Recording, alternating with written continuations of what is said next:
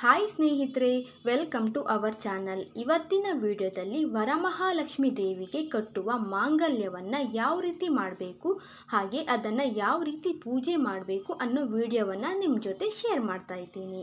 ಮೊದಲಿಗೆ ಯಾರೆಲ್ಲ ನಮ್ಮ ವಿಡಿಯೋವನ್ನು ಫಸ್ಟ್ ಟೈಮ್ ನೋಡ್ತಿದ್ದೀರಾ, ಪ್ಲೀಸ್ ನಮ್ಮ ಚಾನಲನ್ನು ಸಬ್ಸ್ಕ್ರೈಬ್ ಮಾಡಿಕೊಳ್ಳಿ, ಹಾಗೆ ಬೆಲ್ ಬಟನ್ನನ್ನು ಕ್ಲಿಕ್ ಮಾಡಿ. ನಾನಿಲ್ಲಿ ನೋಡಿ 5 ಎಳೆಯ ದಾರವನ್ನು ತಗೊಂಡಿದ್ದೇನೆ.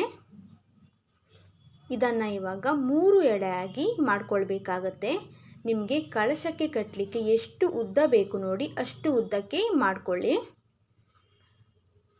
ಹೀಗೆ ಮಾಡ್ಕೊಂಡಾದಮೇಲೆ ನಾನಿಲ್ಲಿ ಸ್ವಲ್ಪ ಅರಿಶಿನಕ್ಕೆ ರೋಸ್ ವಾಟರನ್ನು ಮಿಕ್ಸ್ ಮಾಡಿಕೊಂಡು ಈ ರೀತಿಯಾಗಿ ಪೇಸ್ಟ್ ಮಾಡಿ ಇಟ್ಕೊಂಡಿದ್ದೀನಿ. ಈ ಪೇಸ್ಟನ್ನು ಇವಾಗ ದಾರಕ್ಕೆ ಚೆನ್ನಾಗಿ ಅದ್ಕೊಳ್ಬೇಕಾಗತ್ತೆ. ನೀಟಾಗಿ ಹೀಗೆ ದಾರಕ್ಕೆ ಪೇಸ್ಟನ್ನು ಹಚ್ಕೊಳ್ಳಿ.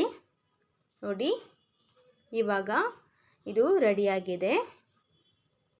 ನೆಕ್ಸ್ಟ್ ಇವಾಗ ಈ ದಾರಕ್ಕೆ ಅರಿಶಿಣದ ಕೊಂಬನ್ನು ಕಟ್ಟಬೇಕು. ಅರಿಶಿಣದ ಕೊಂಬನ್ನು ಸೆಲೆಕ್ಟ್ ಮಾಡುವಾಗ ಸ್ಟ್ರೈಟ್ ಆಗಿರೋದನ್ನು ಸೆಲೆಕ್ಟ್ ಮಾಡಬೇಡಿ, ಈ ರೀತಿಯಾಗಿ ಕವಲು ಒಡೆದಿರಬೇಕು. ಇದೇ ರೀತಿಯಾದ ಅರಿಶಿಣದ ಕೊಂಬನ್ನು ಸೆಲೆಕ್ಟ್ ಮಾಡ್ಕೊಳ್ಳಿ.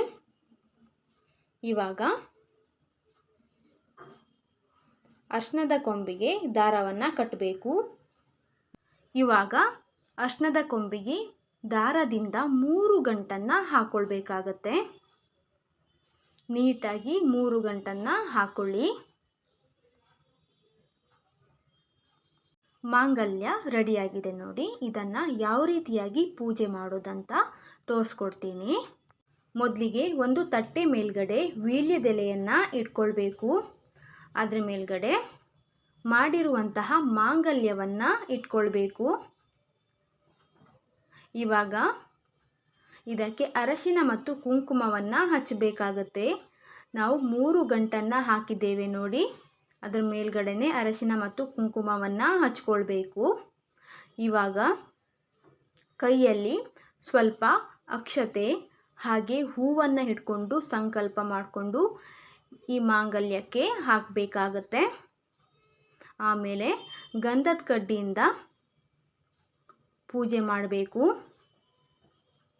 ಪೂಜೆ ಮಾಡಿ ಆದಮೇಲೆ ಈ ಮಾಂಗಲ್ಯವನ್ನು ನಾವು ಮುಟ್ಟಿ ನಮಸ್ಕರಿಸ್ಕೊಳ್ಬೇಕಾಗತ್ತೆ. ಅದಾದಮೇಲೆ ನಾವು ವರಮಹಾಲಕ್ಷ್ಮಿ ದೇವಿಗೆ ಕಟ್ಟಬೇಕು. ಇವತ್ತಿನ ವಿಡಿಯೋದಲ್ಲಿ ವರಮಹಾಲಕ್ಷ್ಮಿ ದೇವಿಗೆ ಕಟ್ಟುವ ಮಾಂಗಲ್ಯವನ್ನು ಯಾವ ರೀತಿ ರೆಡಿ ಮಾಡಬೇಕು, ಹಾಗೆ ಯಾವ ರೀತಿ ಪೂಜೆ ಮಾಡಬೇಕು ಅನ್ನೋ ವಿಡಿಯೋವನ್ನು ನಿಮ್ಮ ಜೊತೆ ಶೇರ್ ಮಾಡಿದ್ದೀನಿ. ಇವತ್ತಿನ ವಿಡಿಯೋ ನಿಮಗೆ ಇಷ್ಟ ಆಗಿದ್ರೆ ಪ್ಲೀಸ್ ಒಂದು ಲೈಕ್ ಮಾಡಿ.